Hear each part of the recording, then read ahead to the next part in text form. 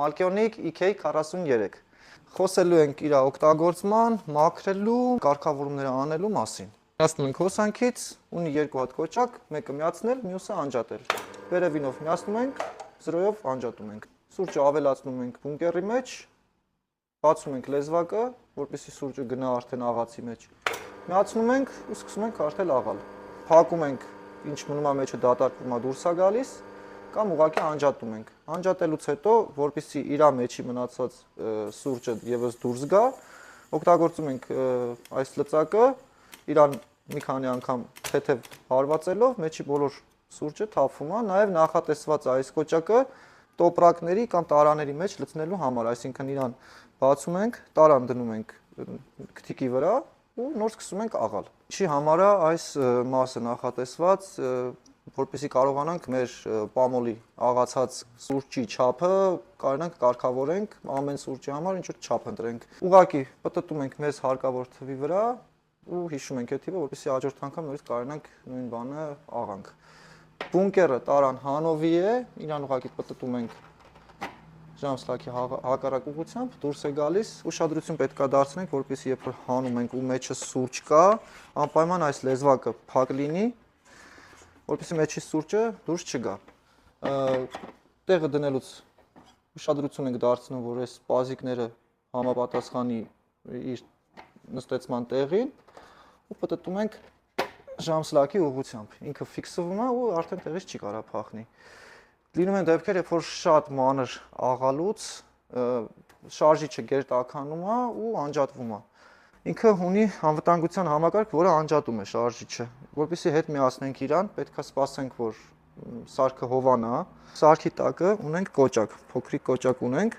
որը սեղմելով կարող ենք նորից ակտիվացնել, այսինքն իր անվտանգության համակարգից դուրս բերել։ Մենք շարունակել աշխատանքը։ Հաճախ լինում է, որ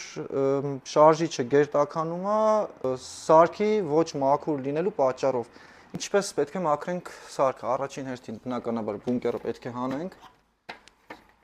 Բունկերը կարող ենք դատարկել, լվանալ, չորացնել, նորից դնել տեղը։ Ուշադրություն ենք դարձնում, որ ստեղի ռետինի օղակը չկորի, ինքը շատ կարևոր է, որպեսզի աշխատանքի ժամանակ աղմուկ չգա էլի բունկերից։ Հաջորդ քայլով պետք է արդեն այս դիմացի պանելը հանել, օգտագործում ենք տափակ պտուտակահան, քանդում ենք երկու պտուտակները դեմի։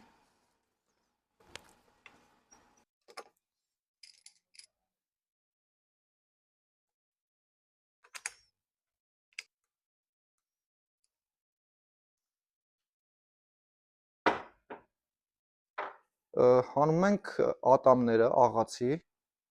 ատամները հանելու համար կարող ենք օգտագործել նույն պտուտակահանը։ Ուշադրություն եք դարձնում, որ այս լեզվակը ինքը չկորի, պետք է անպայման իրան էլ հանենք։ Օղակ ունի այստեղ ներսում, այդ օղակն էլ ենք հանում իր զսպանակով։ Ու արդեն սկսում ենք մաքրել մեջի հատվածը։ Արենք սովորական վրձինով բոլոր մնացորդները մաքրենք իր մեջից։ Ստուգենք ատամների որակը, մաքրում ենք բոլոր խորքային հատվածները,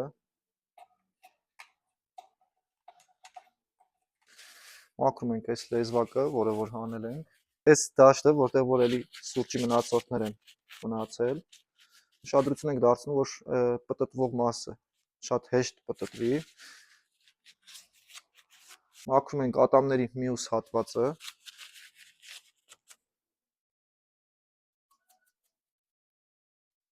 մաքրում ենք մետաղյա օղակը ու զսպանակը։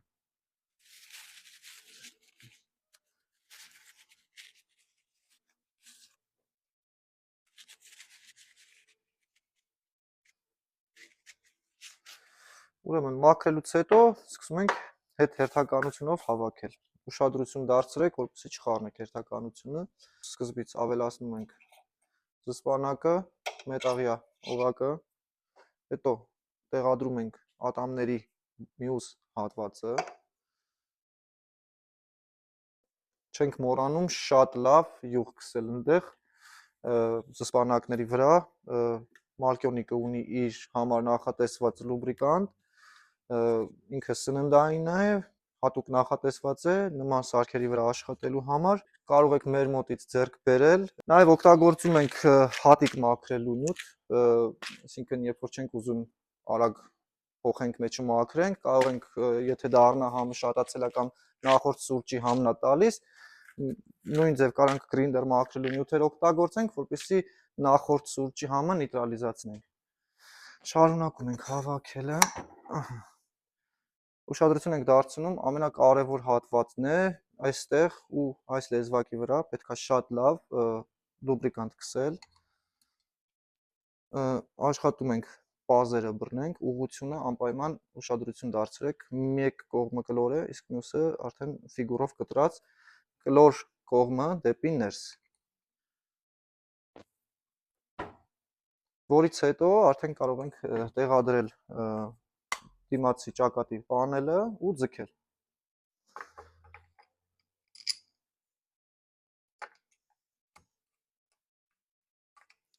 Աշխատում ենք հավասար ձգել, որպեսզի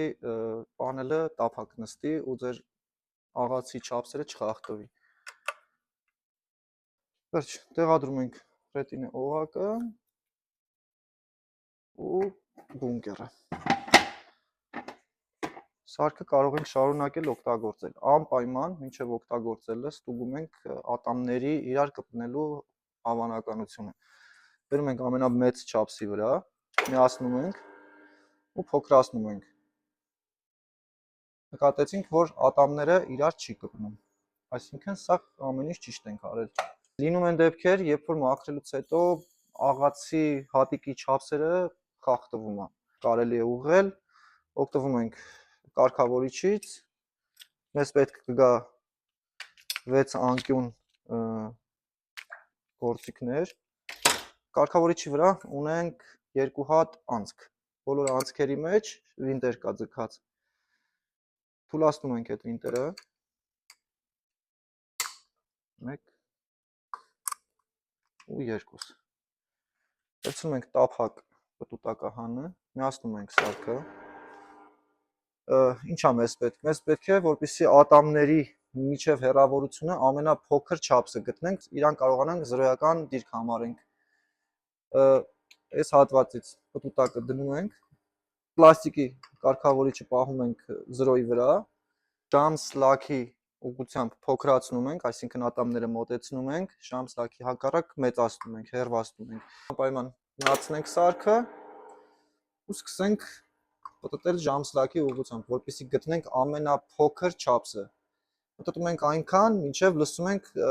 սպეციფიկ ձայն, որ ատամները իրար են կպել արդեն։ Հուսով եմ լսում եք, սենց։ Կպնելուց հետո հետ ենք բերում, որպեսզի արդեն չկպնեն, շատ չնչին չափով։ Ու այդ դիրքը մեր համար կֆիքսենք որպես զրոյական դիրք։ Նորից պետքա հետ ձգենք ու 0-ի վրա պահենք, այսինքն ցուցիչը կբերենք 0-ի վրա, կֆիքսենք պտուտակը